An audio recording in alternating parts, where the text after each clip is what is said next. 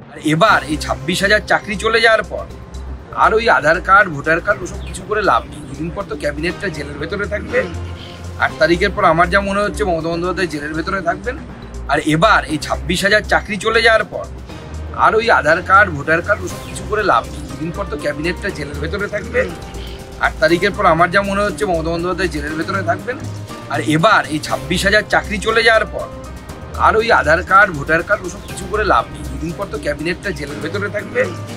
8 তারিখের পর আমার যা মনে হচ্ছে মমতা বন্দ্যোপাধ্যায় জেলের ভেতরে থাকবেন। আজ যখন সকাল থেকে আপনাদের কর্মসূচি চলছে, তৃণমূল পাল্টা তারা দিল্লির রাস্তায় নেমেছে, নির্বাচন কমিশন থেকে তারা পার্লামেন্ট পর্যন্ত মার্চ করেছে। তাদের দাবি যে এপিক ইস্যু এই মুহূর্তে বাংলার সবথেকে গুরুত্বপূর্ণ এবং নির্বাচন কমিশন এবং কেন্দ্রীয় সরকার এই বিষয়ে তাদেরকে পদক্ষেপ নিয়ে। দেখুন, প্রথম কথা হচ্ছে কেন্দ্রীয় সরকার ভোট করায় না, ভোট করে নির্বাচন কমিশন। এপিকের যে ইস্যুটা মমতা বন্দ্যোপাধ্যায় এবং তার দলবল তুলছেন, এটা চোখ ঘোরানোর জন্য করছে, ওটা কোনো ইস্যুই নয়। আপনি গুজরাটে থাকেন, আমি বাংলায় থাকি, আপনারা আমার এপিক নাম্বার সমান। আপনি এসে ভোট দিতে পারবেন আমার ওখানে, ভোটার লিস্টে যদি আপনার নাম না থাকে। এপিক নাম্বার এক হয়ে কি লাভ হবে? কোনো লাভ হবে না। আপনার নাম গুজরাটে আছে, আপনার নাম রাকেশ মেহতা, আপনি বালুরঘাটে 46 নম্বর বুথে আপনার নামই নেই, আপনি ভোট দিতে পারবেন কি করে? অতএব ভোটার কার্ডের 1 নাম্বার হয়ে গেলে যদি দুটো ভিন্ন ভিন্ন রাজ্যে হয়, তৃণমূল তো ওটাই তুলছে, কোনো চলে। আরে বাবা, অত যদি দম থাকে, স্বচ্ছ ভোট করাতে চান আপনারা, কমিশনের কাছে গিয়ে বলুন বায়োমেট্রিক এভিডেন্স দিয়ে ভোটে ঢুকবে। দরজার সামনে যে আঙুলটা লাগাবে আমরা আঙুল লাগাবো, যারটা ম্যাচ করবে সে ভেতরে ঢুকবে, যার ম্যাচ করবে না পুরো বাইরে।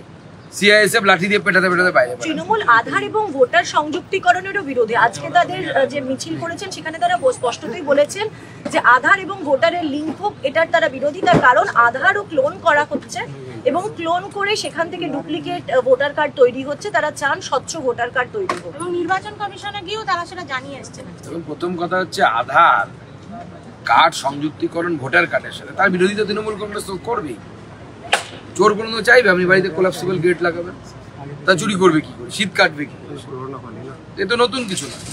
তো আমাদের সাজেশনটা মানুন না, তাহলে তো আর কোনো সমস্যা থাকবে না। দুধ আর জল সব আলাদা হয়ে যাবে। বায়োমেট্রিক করুন, চোখে রেটিনা স্ক্যান করে ঢোকান, তাহলে তো সব সমস্যা মেটে। কেন সেই দাবিটা করছেন না? টেকনোলজির ব্যবহার কেন করছেন না? তার কারণ হচ্ছে তৃণমূল কংগ্রেস জানে তারা ভোটে চুরি করে ছাপ্পা মেরে ভোট লুট করে যেতে। আর এবার এই 26,000 চাকরি চলে যাওয়ার পর আর ওই আধার কার্ড ভোটার কার্ড ওসব কিছু করে লাভ নেই। দুদিন পর তো ক্যাবিনেটটা জেলের ভেতরে থাকবে। 8 তারিখের পর আমার যা মনে হচ্ছে মমতা বন্দ্যোপাধ্যায় জেলের ভেতরে থাকবেন এবং আমরা দ্বিতীয় মুখ্যমন্ত্রী পাবো ভারতবর্ষে, যিনি চাকরি বিক্রি করে ফেরিওয়ালার মতো তিনি জেলে গেছেন। তো দ্বিতীয় মুখ্যমন্ত্রী আমরা পাবো। অতএব আধার কার্ড ভোটার কার্ড নিয়ে আর ভেবে তৃণমূলের লাভ নেই। তৃণমূলের ব্যবসা গোটানোর টাইম হয়ে গেছে। আমাদের ভিডিও ভালো লাগলে লাইক এবং শেয়ার করুন। কমেন্ট সেকশনে গিয়ে জানান আপনাদের মতামত। আরও ভিডিও পেতে আমাদের চ্যানেল সাবস্ক্রাইব করুন এবং প্রতি মুহূর্তে খবরের আপডেট পেতে প্রেস করুন বেল আইকন।